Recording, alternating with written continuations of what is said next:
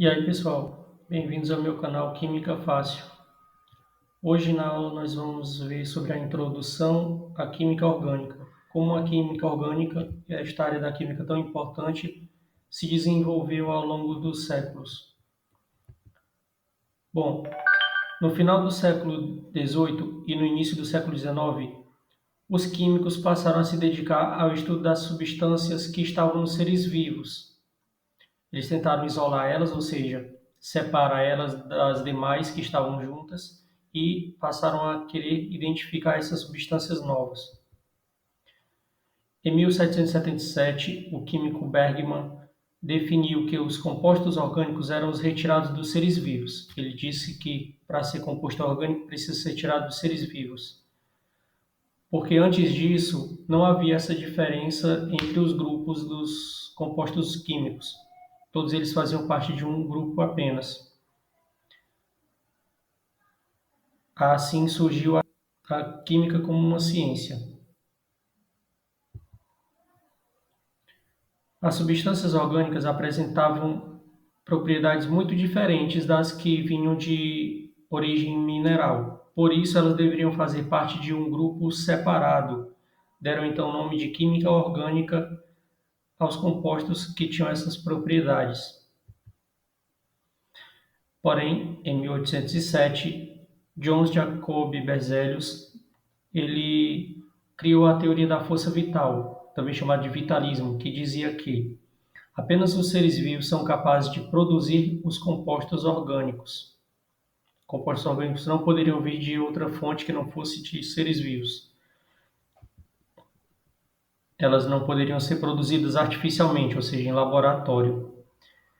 Berzelius dizia que os compostos orgânicos eram produzidos a partir de uma força vital, característica dos organismos vivos, impossibilitando assim a síntese deles em laboratório. Um discípulo de Berzelius, o químico alemão Friedrich Wöhler, ele, em 1828, conseguiu sintetizar, produzir a substância ureia, um composto orgânico, a partir de um inorgânico, que era o cianato de amônio. Como ele fez isso? Ele pegou o cianato de amônio e aqueceu, formando assim a ureia. Então, de um composto inorgânico, ele conseguiu produzir um orgânico.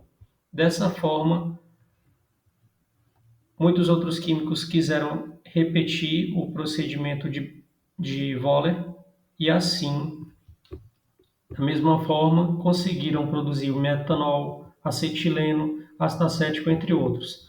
Todos esses citados são compostos orgânicos. Assim, a teoria da força vital foi vencida, porque de um composto inorgânico foi produzido um orgânico. Então, precisou que a química orgânica recebesse um novo conceito.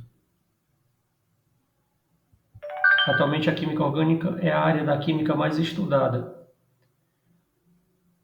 Passou a ser definida então como o ramo da química que estuda os compostos de carbono.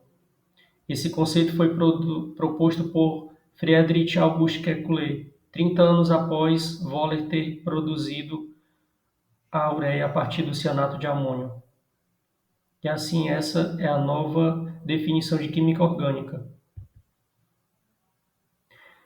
Existe uma diferença, pessoal, entre o composto orgânico e os compostos com carbono. O que quer dizer isso? Todo composto orgânico tem carbono, mas nem todo composto que tem carbono é orgânico. Assim como na matemática, todo quadrado é um retângulo, mas nem todo retângulo é um quadrado.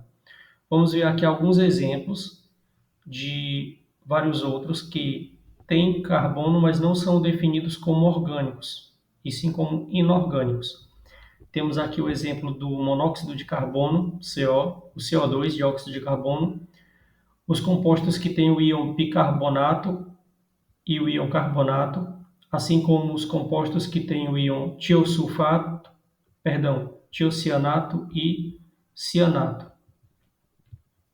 entre outros. Esses têm carbono, mas não são orgânicos, então tomem cuidado.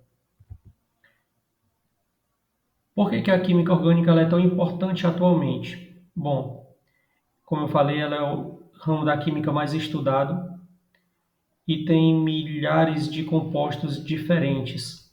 Isso se deve a quatro principais características do elemento carbono. Por exemplo, ele forma quatro ligações covalentes, ele pode formar quatro ligações.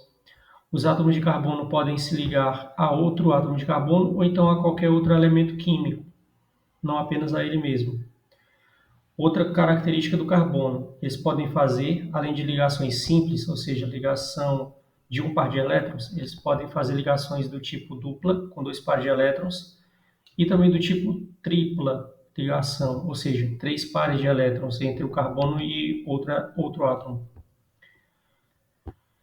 E também outra característica é que eles podem formar cadeias carbônicas variadas, podendo elas serem curtas ou longas, podem ser ramificadas ou não ter ramificações. Por isso que é tão variada a quantidade de compostos de carbono, os compostos orgânicos. Atualmente está presente na indústria petroquímica, como sabemos, o petróleo ele é de origem de vegetais, né, e também de organismos vivos que morreram e foram sedimentados e passaram milhões de anos e atualmente formaram o petróleo. O petróleo ele é formado por vários compostos orgânicos. Está presente na química, na indústria estrutural, formação de estruturas, na construção civil também, na produção de materiais como plástico, eletrodomésticos, eletrônicos, como nossos celulares, computadores. Está presente na tecnologia de modo geral, na medicina, principalmente nos medicamentos, ou seja, em diversas áreas de aplicação. É tão versátil quanto o próprio átomo de carbono. Então, pessoal, esta era a nossa aula de hoje. Espero que tenham gostado. Então, curte o vídeo, compartilhe com seus amigos, se inscreve no canal e ativa as notificações para estar sempre por dentro de mais vídeos. Valeu!